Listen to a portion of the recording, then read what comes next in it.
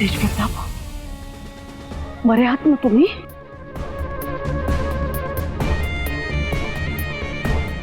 बघितलं का, वहिनीचा बाल्या म्हणून बरं, नाहीतर काय झालं असतं. वय वय, जेव्हा तेजा दादा अडचणीत येतात तेव्हा वहिनी साहेब रक्षण करत्यातच करत्यात. रमावतीच्या रक्षण करत्या आहेत त्या. रमावतीच्या रक्षण करत्या, रमावतीच्या रक्षण करत्या, रमावतीच्या रक्षण करत्या.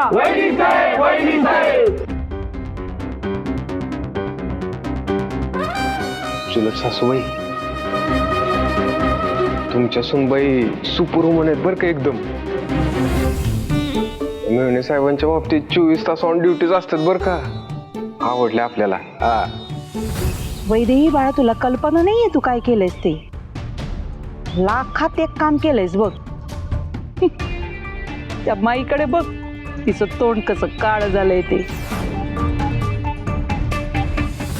एक मिनिट.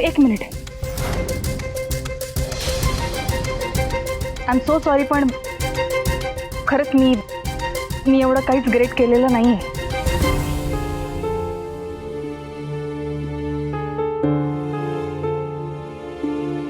पण मला एक गोष्ट बोलायची आहे.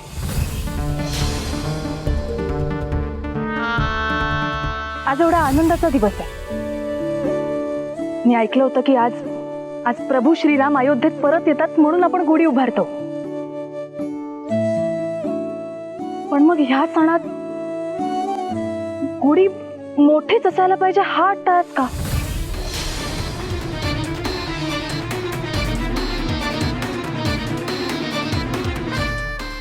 नाही म्हणजे लहान तोंडी मोठा घास घेते. मला कळतंय, कदाचित ह्या घराची ही प्रथा असेल वर्षानुवर्षांची.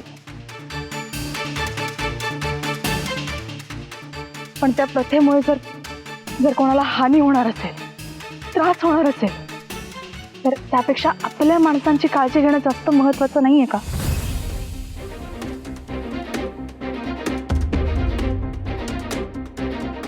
आज माझ्या नवऱ्यासोबत एक मोठी घटना घडता टळली आहे.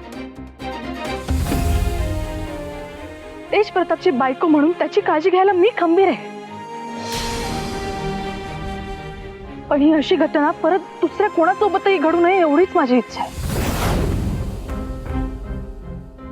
हे बघा, कुठलाही सण हा आपल्या उत्साहाने फुलतो ना, त्यात रंगत आपण आणतो. मग गुढी छोटी असली तरी काय हरकत आहे?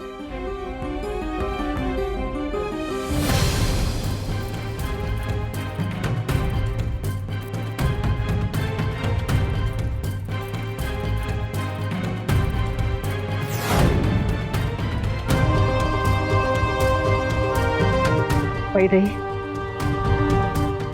काय बोलताय तुम्ही? अहो, आज जे काही झालंय ते पहिल्यांदा झालंय आणि चुकून झालंय.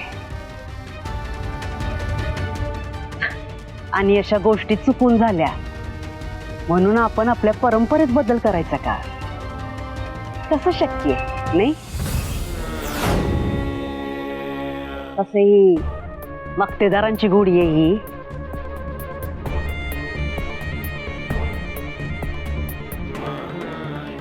मक्तेदारांच्या नावासारखीच उंच असली पाहिजे. काय?